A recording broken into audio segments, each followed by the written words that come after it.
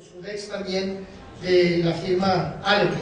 Entonces, aquí, en caso de monoterapia, se vale, ¿verdad? Hay gente que está de acuerdo. Javier ahorita lo acaba de decir, pues no, a lo mejor no todos pueden pagar una terapia fotográfica.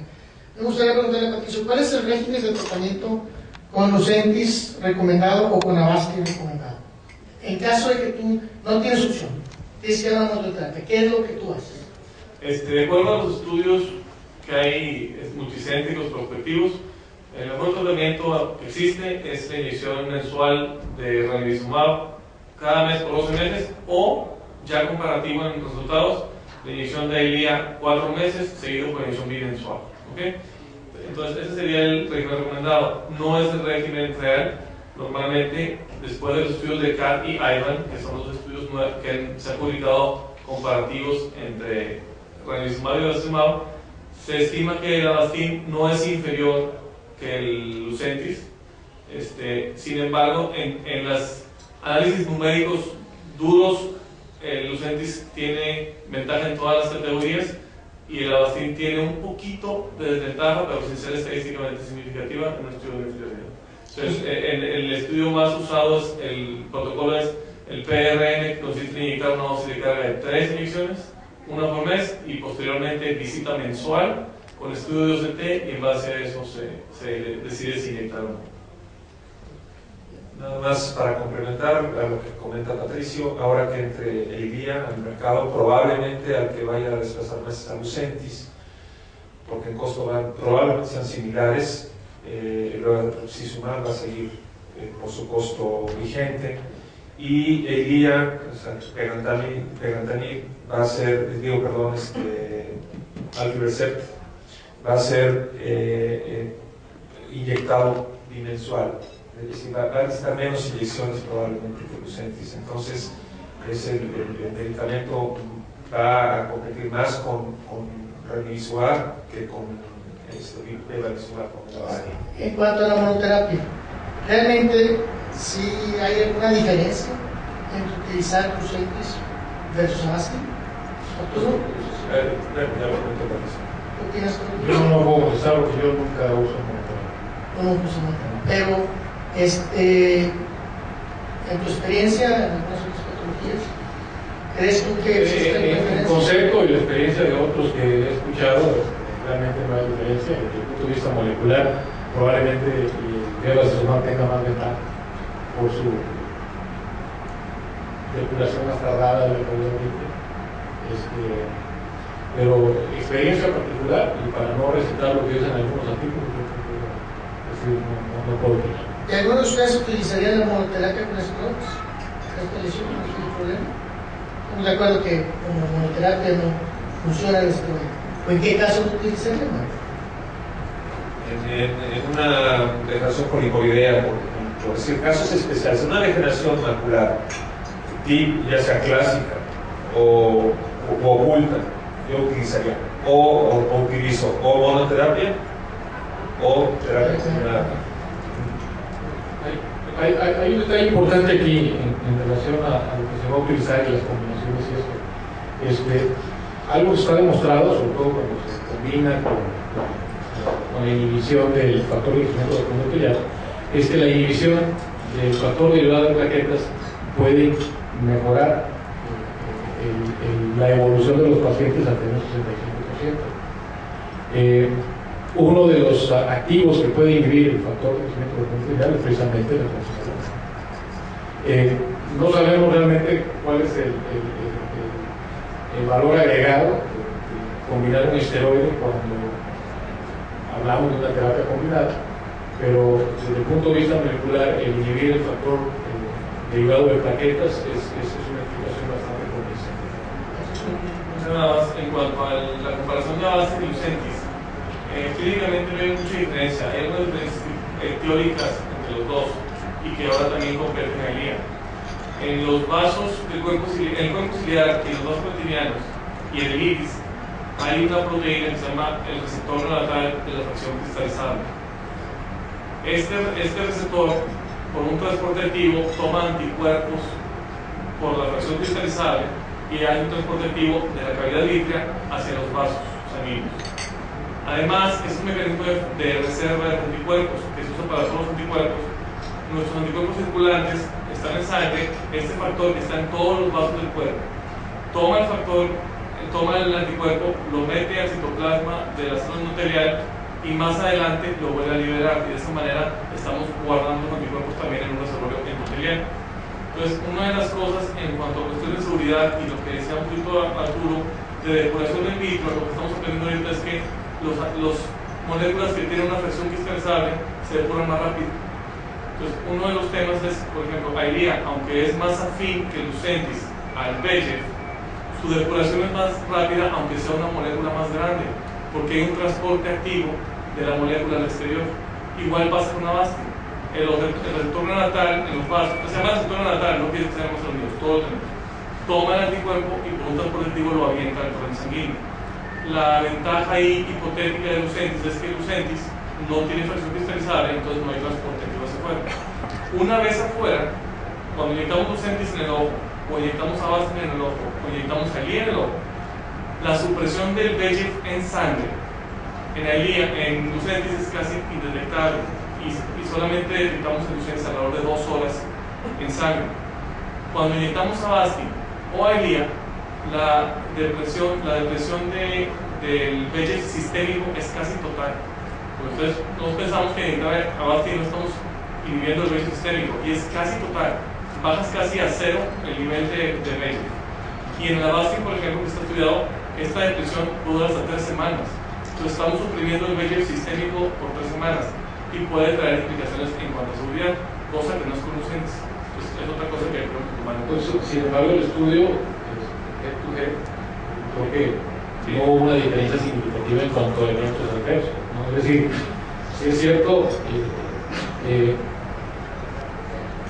hipotéticamente se podría pensar que los eventos adversos sistémicos pudieran ser más frecuentes con un activo como el Avastin, precisamente por este transporte activo. Sin embargo, en el estudio bien llevado, no se demostró una diferencia significativa.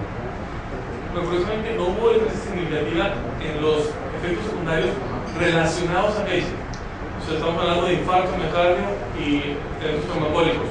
Pero sí hubo una diferencia en los efectos adversos que no sabíamos que estaban relacionados. Avastin tuvo significativamente más internamientos que Lucentis. Entonces yo no quiero tener Lucentis, de hecho yo no tengo ninguna razón de compañía. Yo uso en la mitad de mis pacientes Avastin, en la mitad de Lucentis, dependiendo solamente si lo pueden costear o no. Las dos moléculas funcionan bien, pero lo que voy es que el uso de uno u otro en teoría puede ser diferente a lo que vimos en la práctica. Y ahora, en caso de una terapia combinada, sea doble o triple, Javier mencionaba que no usa la triple montón por el temor del quénano. ¿Cuál es? Yo ahorita escuchaba, los estudios que recomendaban utilizar solamente una vez la terapia fotodinámica y en caso de repetirlo, la terapia, solamente utilizar el fenómeno o el esteroide, sin embargo no utilizar terapia. Yo vi que tú sí repetiste en dos ocasiones terapia fotodinámica. ¿En qué te basaste para repetirlo? Precisamente en la geografía. Si en la geografía yo identifico un vaso alimentador, un vaso maduro que va hacia el complejo vascular, que definitivamente necesito obliterarlo, yo uso terapia fotodinámica combinada. Si veo que es el efecto de neovascularización, no puedo identificar un vaso alimentador, entonces realmente tus resultados no solamente, aunque fueron pocos pacientes, sin embargo, pues lo hiciste con una metodología correcta, no solamente demostró que disminuiste la incidencia de tratamiento, sino también la huella del usuario. Tuviste buenos resultados, entonces sí, vale la pena considerar un momento dado. De hecho, uno de los aspectos que se recomienda, o que por lo menos se decía que había que tener mucho cuidado, es que el administrar una terapia fotodinámica, sobre todo con la frecuencia completa, pudiera generar una atrofia generalizada de cuerpo capilar y de lo pigmentario, etcétera, y eso a la larga iba a dar un resultado visual todavía peor que te puede dar la degeneración macular. Sin embargo, por lo menos en estos 5 casos, yo no observé eso. Creo que la monoterapia con lesión 3 meses y observación es inferior a la monoterapia por 12 meses y después termina. La terapia combinada, en mi opinión, es superior a la monoterapia. A mí lo que me quedaría ahorita como pregunta es verdaderamente determinar si la terapia triple es superior a la terapia doble. Ahí es donde yo no sabría decir que sí. Teóricamente, como dice Arturo, sí lo es, pero ya como lo vemos también en los efectos adversos, teóricamente el bevacizumab produce más efectos adversos que el ranibizumab. En la práctica no es así. Igual, en la práctica, la terapia triple es superior a la doble. Me queda claro que la doble sí es superior a la monoterapia, pero la triple es superior a la doble. Yo el conteo que tengo es, como decía al principio, yo en lo personal, yo no me puedo responder, y yo creo que nadie puedo responder qué es mejor, ¿verdad? O sea, terapias combinadas o monoterapia. Pero les puedo decir mi punto de vista y por qué hago las cosas como están. Cuando se hicieron estudios de la terapia dinámica, por ejemplo, había algunas complicaciones del tratamiento. El 4% de los pacientes tenían una pérdida severa de la visión. Tenían 6 líneas, de las áreas de RX. Cosa que ese riesgo corremos con una terapia antigenérica.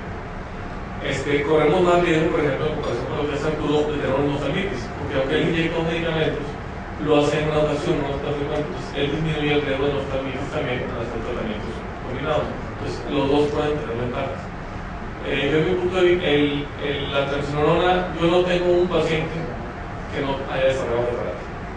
Ha sido una de cataratas y de válvulas y de muchas cosas que hemos tenido que poner después de transferona. También no puedo comprarlo, Arturo usa otro tipo de producto que es el mío. Sin embargo, hay algunas cosas que podemos comparar. Por ejemplo, el estudio de paradiabéticos del DRCRNet usaron una transferona directa y tuvieron una incidencia también de hipertensiones relativamente alta, era como un 18 o 20% de pacientes con hipertensión ocular, cosa que no vemos con la monoterapia. Entonces, yo normalmente uso terapia triple. Yo en este año he hecho unas 6 terapias triples, pero sí son los pacientes que no me responden a la monoterapia. Entonces, yo creo que no hay una respuesta correcta, nadie puede saber qué es mejor o qué es peor. Yo lo que trato de hacer es guiarme primero por la eficacia, y segundo por la seguridad, y tercero por la conveniencia, y cuarto por el costo. Entonces, normalmente creo yo que la monoterapia es un tratamiento muy eficaz, muy seguro. Entonces, es lo que yo hago, lo repito, no que es yo la verdad, pero es mi opinión. Aquí, perdón, yo nomás considerar, ¿no? Yo estoy de acuerdo, los 5 casos no son parciales, son 5 casos durante la presentación y ahorita lo planteo. Es una experiencia de 5 casos. Una de las conclusiones es que si queremos averiguar si esta es la ruta donde tenemos que ir o no, se tiene que hacer un estudio más grande. Lo que sí, el comentario de la monoterapia es que de ahora en adelante, antes de decirle al paciente lo voy a estabilizar y a lo mejor va a ganar 9 letras, yo creo que sí es muy honesto de parte del médico decirle las estadísticas nos demuestran que después de 5 años usted va a estar un poquito peor que como está ahorita, después de 12, 24 inyecciones, ¿no? Entonces, ese elemento de decisión se lo tenemos que dar al paciente, ¿no? Saber que ese periodo de luna de miel tiene una conclusión, como todos los matrimonios, y que probablemente después de 5 años va a acabar peor que como empezó.